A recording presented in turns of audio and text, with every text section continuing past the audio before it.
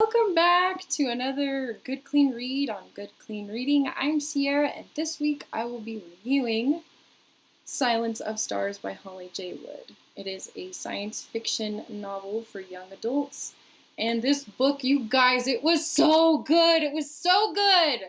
I really enjoyed reading this. I thought it was so fun. So basically, the premise is that Earth has basically given up its history for political correctness. It's torn down all the statues. They've burned all the books. They have banned books. They are not willing to even think of history. They've rewritten it completely. And our main character, Lark, is basically, she's the daughter of a professor who is obsessed with the history of the world. And so she has a lot of history books, and she has a Bible, and she has to hide those. And while that's happening, they are contacted by aliens who are basically like, you guys are not taking care of your planet, you're not taking care of each other, you've totally, you're deteriorating as a race, and we have to save your planet and your society. And so we're going to we'll choose 20 16-year-olds from every single corner of the world, and we're going to bring them up with us, and we're going to teach them how to form a well-functioning society, and then we're going to send them back to you, and they're going to implement what we've taught on your world, or we're going to destroy you. And so it's crazy insane because, the people are like, oh my goodness, and aliens, where did these aliens come from? We're not alone, and they're just freaking out.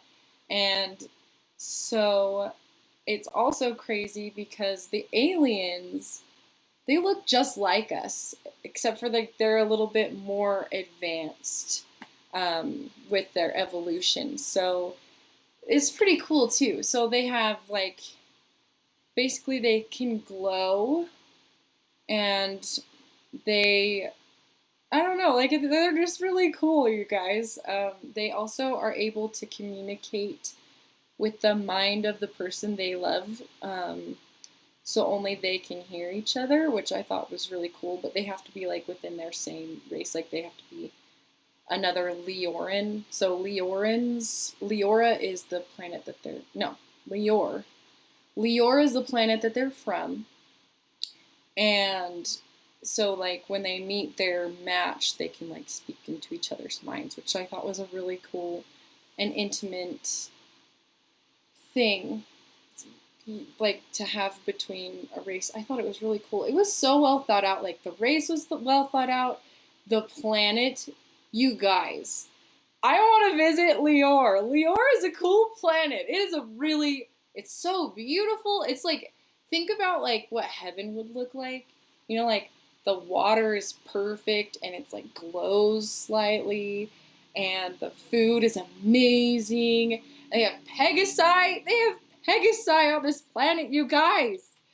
Oh, it's so cool. All the animals kind of have this little glow, and the fruit is amazing, and they all live in tree houses. Tree houses! I want to live at this planet. Ah. And even their city has trees, and it's so beautiful. They ride in carriages. I know that not everybody would love that, but they're flying carriages. But they also have high-tech gadgets too, oh my goodness, it's so cool. They have spaceships obviously, and these cool bubble cars. It's so cool, you guys. I want to live on Leor. Oh man. And so it was so well thought out. The world was well thought out.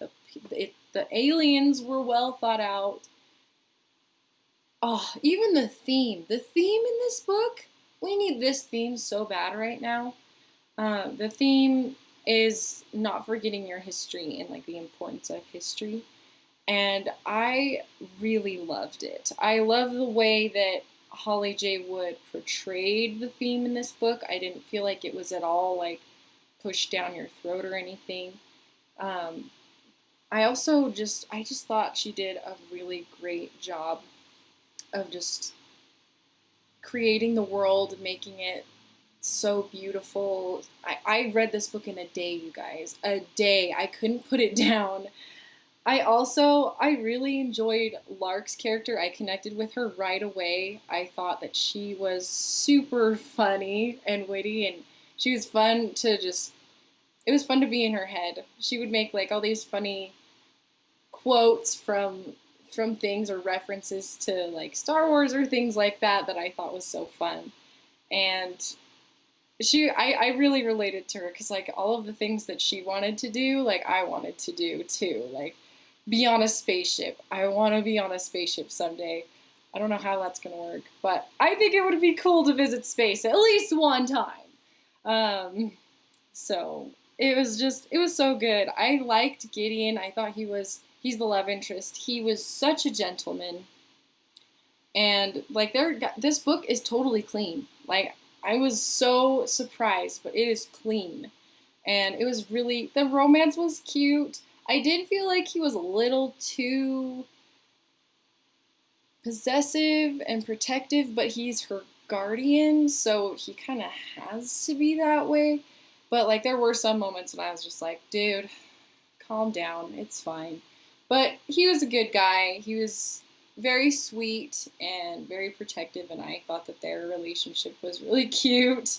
So I liked it. And I thought the side characters too, I was super surprised. They were so well rounded. Like each of the side characters had like their own want instead of just being like the awkward character that's just there for like comic relief or like that's just there to support the character. They each had like their own goal of what they wanted. They were very fleshed out. They felt so real. Like everyone in this book felt so real.